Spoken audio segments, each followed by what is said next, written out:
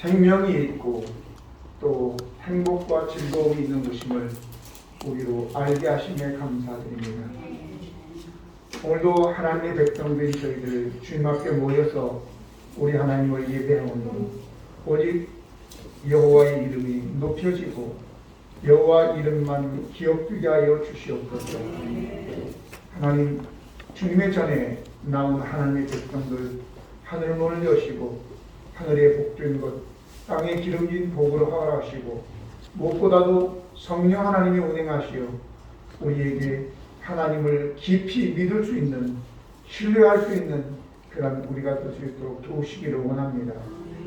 오늘도 불효한 종을 세우셨으니 말씀이 성령으로 권세 있게 하시어 우리 성도들에게 큰 은혜가 되고, 그리고 성도들이 말씀을 듣고 이 말씀으로 삶이 회복되어지고 믿음이 강하여지며 하나님의 뜻을 순종해 살아갈 수 있는 성도들 되게 하여 주옵소서.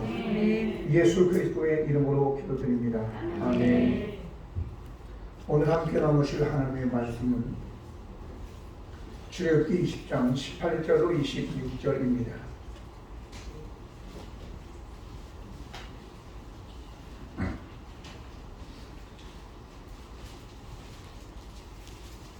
뭇 백성이 우레와 번개와 나팔 소리와 산의 연기를 본지라 그들이 볼 때에 떨며 멀리 서서 모세에게 당신이 우리에게 말씀하소서 우리가 들으리이다.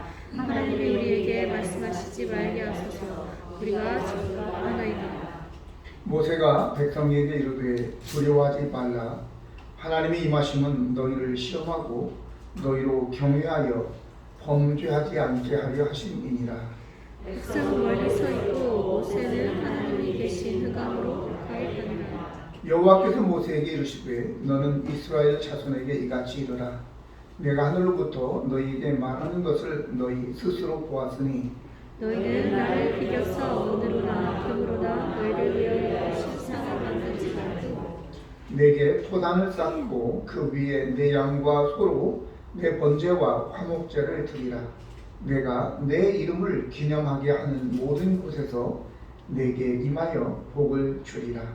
내가 너희를 돌보는 사건을 틈은 둘로 찾지 말라. 네가 점으로 그것을 쫓으면 부정하리라. 같이 읽습니다. 너는 징계로 내 재단에 오르지 말라. 내 악체가 그 위에서 드러날까 하느니라.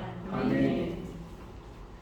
교회에서 가장 많이 설교하는 주제가 축복이고 유행가 가사 중에서는 아마도 사랑이 아닐까 생각이 듭니다. 그런데 어떤 복은 오히려 우리를 해칠 수 있습니다. 사람에게서 오는 복이나 아니면 세상이 주는 복은 오히려 우리 자신을 무너뜨리는 결과를 초래할 수 있습니다. 복은 우리의 행복을 위해서 주어지죠.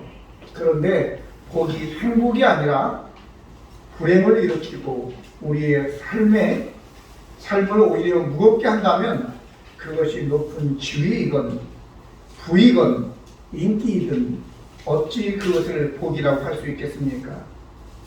자주 나누었던 나발의 부, 또 이세벨이나 아합의 왕권, 이런 것들이 어떻게 그들에게 복이 될 수 있었겠습니까? 차라리 그들이 그냥 평범한 사람으로 살았더라면 어땠을까, 이런 생각을 해봅니다. 어떤 이들은 온 힘을 다해서 정치인이 되지 못해서 안달을 하기도 하지요.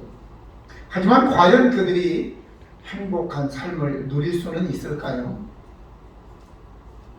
하나님께서 우리에게 향하신 뜻은 무엇인가요? 예레미야 29장 11절에 보면 여호와의 말씀입니다. 너희를 향한 나의 생각을 내가 아나니 평안이요 재앙이 아니라 너희에게 미래와 희망을 주는 것이다 라고 말씀하였습니다. 또한 데살로니가전서 5장 16절로 18절 보면 항상 기뻐하라, 쉬지 말고 기도하라, 범사에 감사하라, 이것이 그리스도 안에서 너희를 향한 하나님의 뜻이다, 이렇게 얘기를 하고 있습니다. 이처럼 우리를 향한 여호와 하나님의 뜻은 평안하고 기쁨과 그리고 감사하는 마음이 있는 것이죠. 그러면 하나님께서 우리에게 복을 주시기를 원하시는데 우리는 어떠한 자세를 가져야 되나요? 어떤 시골 할아버지가 서울에 좀 성공한 아들을 찾아갔습니다. 이 아들이 고생한 우리 아버지 식사 대접을 좀 멋있게 하기 위해서 식당에 갔습니다. 그래서 테이블에 있는 무선 호출기를 딱 누르니까 예쁜 아가씨가 오는 거예요. 근데 그걸 누를 때마다 이 아가씨가, 예쁜 아가씨가 오니까 이 할아버지가 착각을 한 거예요. 그래서 가면서 이 호출기 주머니에다 싹 집어넣고 집에 갔어요. 그리고 난 다음에 이제 시골에 가서 할머니가 없을 때 몰래 그것을 호출기를 한번 눌러봤는데 아무리 기다려도 이 어여쁜 아가씨가 나타나지를 않는 거예요. 오늘 저와 여러분이 그냥 복이 그냥 오는 게 아니에요. 호출기에 누른다고 오는 게 아니란 말입니다. 오늘 그러면 여호와 하나님의 축복이 임하기 위해서는 우리가 어떤 태도와 자세를 가져야 되느냐라고 하는 거예요. 첫 번째는 하나님을 경외해야 한다는 것입니다. 18절 19절 보면 뭇 백성이 우레와 번개와 나팔 소리와 산의 연기를 본지라 그들이 볼 때에 떨며 멀리 서서 모세에게 이르되 당신이 우리에게 말씀하소서 우리가 들으리이다. 하나님이 우리에게 말씀하시지 말게 하소서 우리가 죽을까 하나이다 라고 얘기하고 있습니다. 여호와 하나님께서 우리로 자신을 경외하게 함으로 우리가 하나님을 존중하고 말씀에 순종하기를 원하시죠. 그래서 하나님이 얼마나 크신 분인가 이걸 우리에게 보여주시기 위해서 이렇게 번개와 나팔 소리와 또 뿐만 아니라 우레와 그리고 산에서 연기를 우리 그들에게 보여주신 것입니다. 우리가 하나님을 두려워하는 것은 공포를 느끼는 두려움하고는 좀 다르죠. 이는 하나님이 크시고 위엄이 있으신 것에 대한 두려움입니다. 그러면 공포에 대한 두려움의 반응은 당연히 숨겠죠. 그런데 하나님을 우리가 두려워하는 두려움은 그 위엄으로 인하여 하나님을 예배하는 것인 겁니다. 그런데 그것을 알지 못하는 이스라엘 백성은 너무너무 두려운 나머지 우리가 죽을까 하노라 라고 얘기하면서 모세에게 하나님 우리에게 말하지 않고 당신이 우리에게 말해달라고 그렇게 이야기를 한 것입니다. 어떤 사람들은 상대나 어떤 것에 대해서 무지함 때문에 두려움을 느끼지 못할 때도 있지요. 어린아이들, 아주 작은 아이들은 뜨거운 것에 대한 두려움이 없죠. 그러나 한번 난로에 아니면 뜨거운 물에 손을 대고 난 다음에는 그때부터는 뜨거운 맛을 보았기 때문에 두려워할 줄 알게 되지요. 우리가 어떤 것은 전쟁이나 이런 공포는요 트라우마가 되어서 평생 동안 그 정신병적으로 두려움을 느끼는 사람들도 있는 것을 우리는 알 수 있습니다.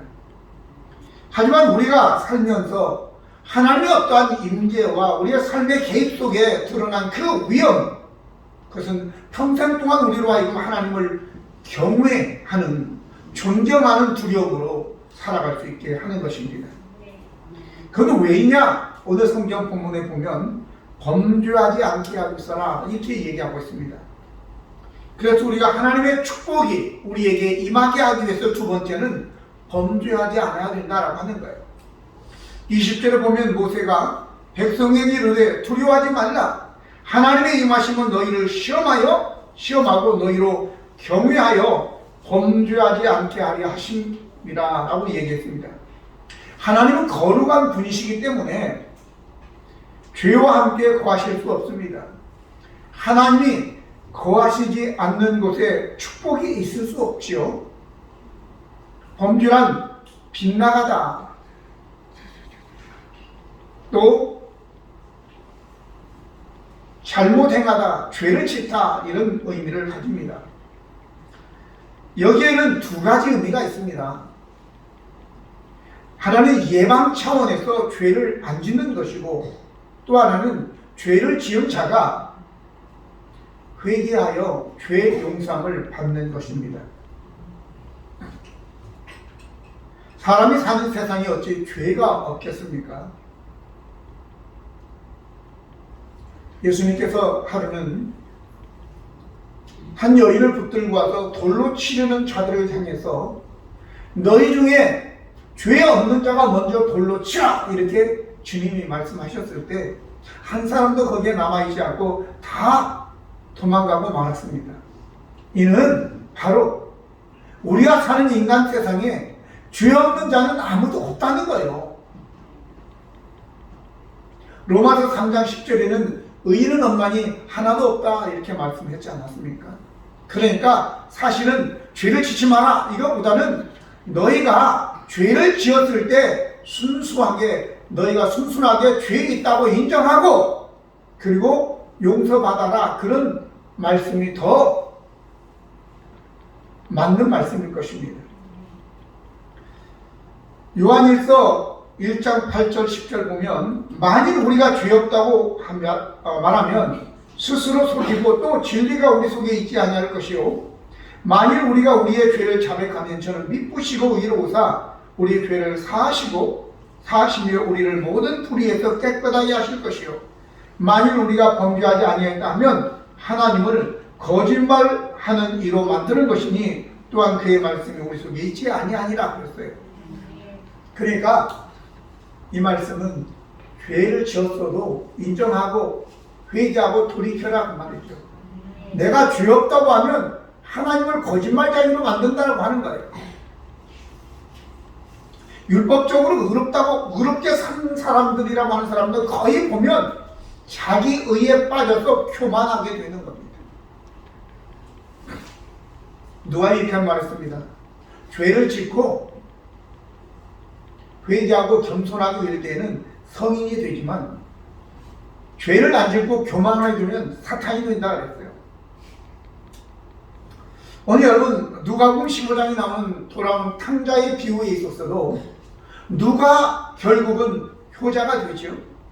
큰아들 작은아들 아버지를 대적하여 모든 유산을 다 챙겨 다 허랑방탕 사용해버린 허비한 그 아들이 돌아와서 이제 겸손하게 나는 하늘과 아버지에게 죄를 졌으니 이제는 다시는 아버지의 아들로가 아니라 풋꾼의 하나로 써달라 해야지. 그리고 돌아오게 됐을 때에 아버지가 이는 내 죽었다 살아난 아들이라고 하면서 기뻐하였습니다. 오늘 저와 여러분 죄를 범했을 때 합리화하고 변명하고 죄를 감추려고 하지 말고 그 죄를 순수하게 하나님께 드러내놓고 회개할 때에 하나님께서 기뻐하실 줄로 믿습니다. 세 번째는 어떤 사람에게 하나님의 축복이 임하는가. 23절에 너희는 나를 비겨서 은으로나 금으로나 너희를 위하여 신상을 만들지 말고 이렇게 말씀했습니다. 본문에 나오는 신상은 다른 신들을 의미하는 것입니다. 특별히 나를 비겨서 은이나 금으로 만들지 말라고 하셨습니다. 물론 신상이라고 하는 것은 돌로도 만들고 나무로도 만드는데 오늘 본문에는 은이나 금으로 만들지 말라 이렇게 얘기하고 있습니다. 이스라엘 백성들에게 신의 개념은 여호와만 있는 게 아니에요. 이들이 애굽에서 430년을 살았기 때문에 이미 애굽에 수많은 신들이 있음을 그들은 머릿속에 들어있는 거예요. 어쩜 저에게는 두 가지의 신밖에 없어요. 여호와 하나님과 마귀. 물론 은연중에 돈이라는 신도 있고 명예라는 신도 있고 권력이라는 신도 있겠지만 근데 이 이스라엘 백성들에게 또 히랍이나 로마 사람들에게는 수많은 신들이 그 신화 속에 우리가 배운 것처럼 수많은 신들이 그들의 개념 속에 들어있단 말이죠. 근데 특별히 왜 여기에서 은과 금을 얘기했을까? 이게 가장 취약한 인간에게 취약한 것입니다. 그래서 성경은 너희가 하나님과 재물, 곧 하나님과 돈을 겸하여 섬길 수 없다, 이렇게 단적으로 이야기하는 것입니다.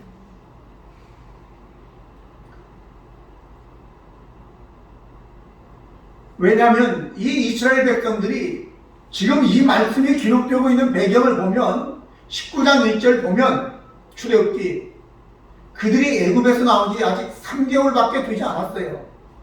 그렇기 때문에 아직 그러한 개념들이 지워지지 않았단 말이죠. 하나님은 엘로힘이라고 합니다. 근데 여호와는 하나님의 이름이기 때문에, 근데 엘로힘이라고 하는, 우리가 하나님이라고 이야기하는 것은 일반 동사입니다. 그래서 다른 사람들도, 이방인들도 자기들이 믿는 그 어떤 것에 대해서 하나님이라 이렇게 얘기하는 거죠. 근데 본래 하나님이라고 하면 우리가 어떤 조건을 충족해야 되는데, 그게 뭐냐? 바로 스스로 있는 자예요.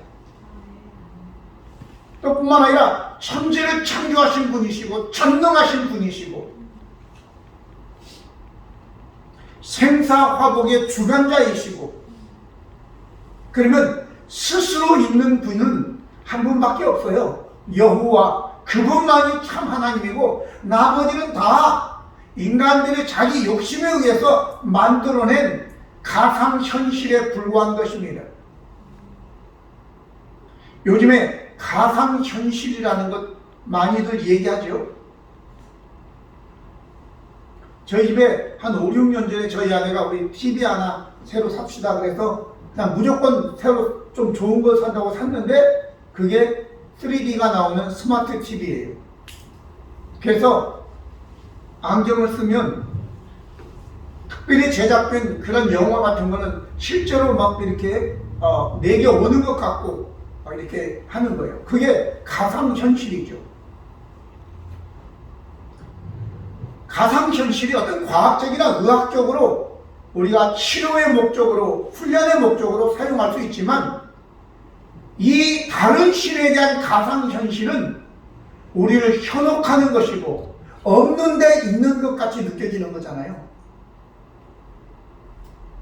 오늘 저와 여러분, 여호와 하나님만 실제하시는 분이시고 다른 것은 없는 데 있는 것처럼 그렇게 생각하는 것인데, 그렇게 할 때 악한 마귀가 있는 것처럼 그렇게 우리를 속인다는 것을 기억하시기를 바랍니다. 마치 사울 왕이 신접한 여인에게 와서 사무엘 좀 불러오라고, 그러니까 초혼을 하죠. 죽은 영을 불러낸다고. 땅에서 올라왔다 이렇게 얘기하잖아요. 사무엘은 하나님의 선지자인데 하늘로 올라갔을 텐데 왜 땅에서 나오냐고. 이게 바로 속이는 거예요. 이런 것에 속지 않기를 바랍니다.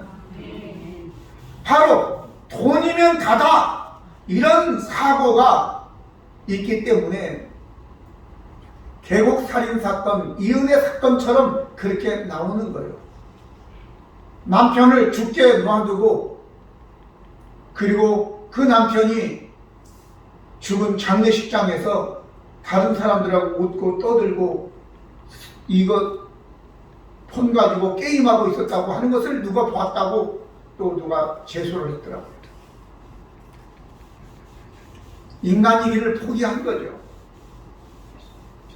오늘 신명기 6장 4절을 보면 이스라엘아 들으라, 우리 하나님 여호와는 오직 유일하신 여호와시니 그랬어요. 다른 신은 없어요.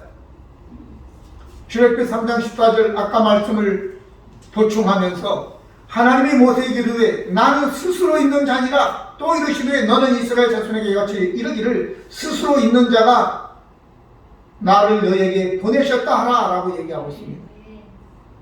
여호와만 스스로 있는 자고 그분만 참 신입니다. 나머지는 다 피조물인 것입니다. 요한계시록 1장 8절에 주 하나님이 이르시되 나는 알파와 오메가라, 이제도 있고 전에도 있었고 장차 올 자요 전능한 자라 하시더라라고 말씀하고 있습니다. 반면에 예레미야 10장 14절에는 사람마다 어리석고 무식하도다. 은장이마다 자기의 조각한 신상으로 말미암아 수치를 당하나니 이는 그가 부어 만든 우상은 거짓 것이고 그 속에 생기가 없음이라 했습니다. 하나님 외에 다른 우상들은 입이 있어도 말도 못하고 눈이 있어도 보지 못하고 손이 있어도 펴지도 못하고 다리가 있어도 걷지도 못하고 귀가 있어도 듣지도 못하는 겁니다. 그런 것들을 우리가 하나님이라고, 조금 있으면 이제 또 4월 초파일 되면 또 그런 하나님이 난무할 텐데 속지 말기를 바랍니다. 오늘 말씀에서 우리가 마음에 새게 할 것은, 은금으로 우리를 위해서 신상을 만들지 말라고 하신 것은 여호와 하나님 외에 다른 것을 의지하지 말라라고 하는 겁니다. 오직 우리가 의지해야 할 분은 스스로 계시고 알파와 오메가가 되시며 살아계시고 전능하신 여호와 하나님 밖에 없다는 것을 인정하시기 바랍니다. 마지막으로 하나님의 축복이 임하게 하기 위해서는 바로 하나님의 이름을 기념해야 된다라고 하는 거예요. 24절 25절 보면 내가 토단을 쌓고 그 위에 내 양과 소로 내 번제와 화목제를 드리라. 내가 내 이름을 기념하게 하는 모든 곳에서 내게 임하여 복을 주리라. 내가 내게 돌로 제단을 쌓거든 다듬은 돌로 쌓지 말라. 내가 정으로 그것을 쪼면 부정함이니라 했습니다. 하나님의 이름을 기념한다 라는 의미는 바로 자카르라는 말로서 기억하다, 상기하다, 언급하다, 생각하다, 회상하다 등으로 쓰입니다. 24절과 25절을 통해서 살펴보면 제사를 통해서 여호와를 기념하는 것입니다. 하나님은 우리에게 토단을 쌓고 그 위에 양이나 소를 번제나 화목제로 드리며 여호와의 이름을 기념하라고 하였습니다. 그런데 우리는 무조건 화려한 것이면 여호와 하나님의 임재가 있을 것으로 착각을 하죠.